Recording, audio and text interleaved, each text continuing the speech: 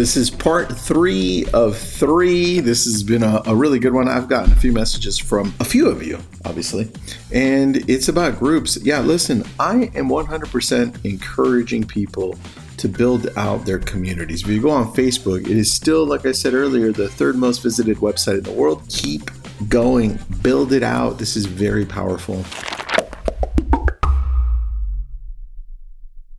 This is part 3 of 3, building your own club, group, or meetup. We're on number 9. I do have this. It's 3 pages. I condensed it a little bit. It was 4.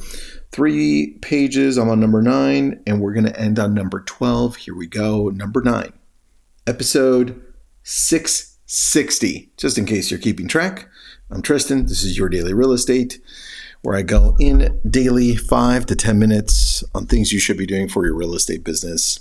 Number 9, partners that lift the club, partners that lift the group, partners that lift the community you're building, whatever it is.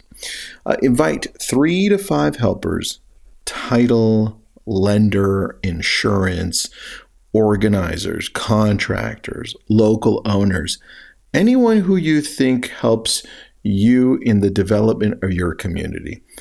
Don't think that you're going to be able to lift this up. When I built my very first community, which was Lab Coat Agents 12 years ago, I accidentally brought in other people, other agents, other lenders, other people that were amazing at their verticals, because I was only good at online leads. That was my specialty. And so little did I know that that was going to help propel us. We brought in one person that brought in 5,000 people alone. She did an amazing job. She, at the time, was an educator in the real estate world. So think about who you bring in. These people will help you not only bring in other people in, but they will provide great content for you, with you, because they're your partners on this. Number 10, simple metrics that tell you it's working. Here are the 4. All right. There are more than this, but these are 4 I keep track of. Members, active members, comments per week. That's all 1. All right. Active members is important. We take a look every 28 days because that's how Facebook works. If you're looking at that and say, well, how many are active? It's easy. It tells you. Now, members in general, if you have a newsletter or you have an actual membership where people show up, how many people are showing up weekly, monthly to the events, whatever it is. Keep track of that. That's 1, members. Number 2, live attendance and replay views. So when you have an event, how many people showed up? When you're having a webinar, how many people showed up? Track those things, right? And also when you're inviting people, how many of the people you invited are showing up? We track that number 2 on Lab Codes. Next, email signups from this group. Your goal is to, wherever you grow this, in person, Facebook, wherever, your goal is to eventually build a newsletter from this so that you can own some of that data. Because if something happens to the community online, if you decide to pivot the in-person group from going to one place to another, how are you going to let them know? It's by email, right? And then you can put them into a CRM, drip them with a newsletter, get their cell phones, text them. It's amazing, all right? Email signups for this community.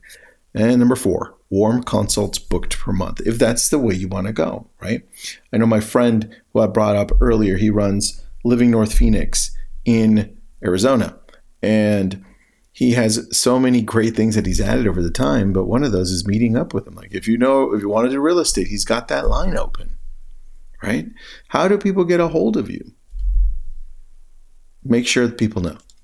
That is number 10. Number 11. Guardrails, very, very important, especially in the world that we live in right now, where everyone has an opinion and nobody thinks that they are wrong, right? Here it is. 11, guardrails. Do not post personal details without written okay.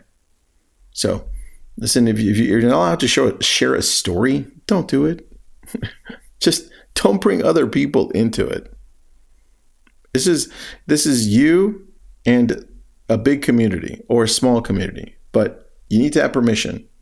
And even when you're posting, it's like even the story, if you're not bringing somebody up by name, somebody will know that you're talking about them. So ask them first. Is it okay if I bring you up? Good or hopefully good, right? Or lesson I learned in this? Easy. Avoid advice that belongs to lawyers or CPAs. You can get into problems with that for sure. We've seen it.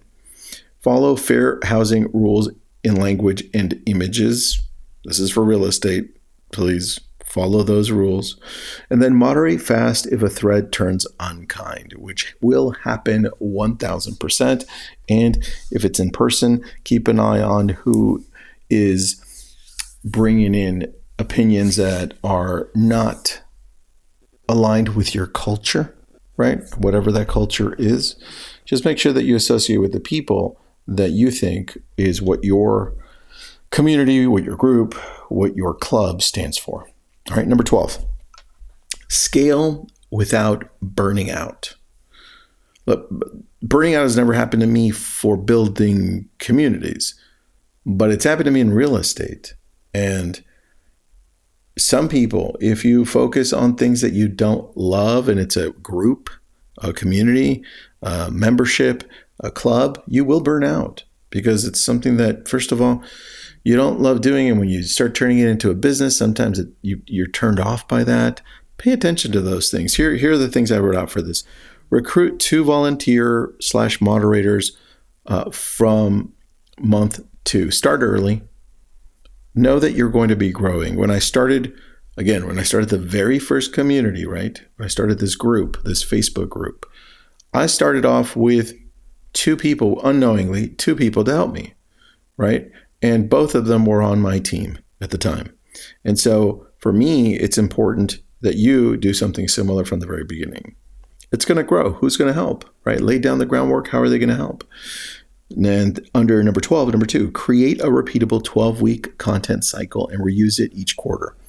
Now, back in the day, before AI, back in the day, it's funny, back in the day. Listen, 3 years ago, before AI, you used to have to do all this manually. Now, you can start at a way better point by having AI outline a 12-week content cycle based on whatever your community is about, your group, your club, whatever that is.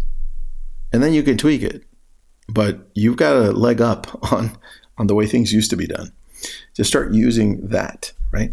Spin off a sub-club only when the main club is running itself. Now, we've done this in Lab Coat Agents many times. We've done this in A Brilliant Tribe. We've done this in a lot of places. When I was running Success Magazine, we were doing it there. But spin-offs, when you notice that we just did one for Lab Coats, actually. We called it Ageless, and Valerie Vandazilver is running it. It's on helping agents connect with an older generation so that we know how to serve them better. And you're going to look for opportunities within your community, your group, your club, based on what people are saying and who's there.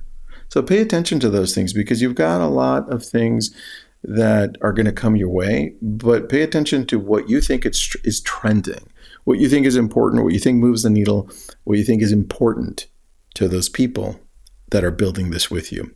All right, remember, this is called Building Your Own Club, Group, or Meetup. There's a lot of pieces here that are missing. I'm just giving you an outline so you have something to base it off of.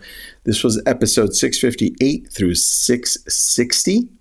If you need this, message me on Instagram. Do me a favor, subscribe to the newsletter. It's called Real Estate Prospecting. It goes out every Friday. And it's in the description, in the YouTube, in the Facebook, I think, in the LinkedIn, and definitely in the podcast. Have an awesome day. Thank you so much for listening.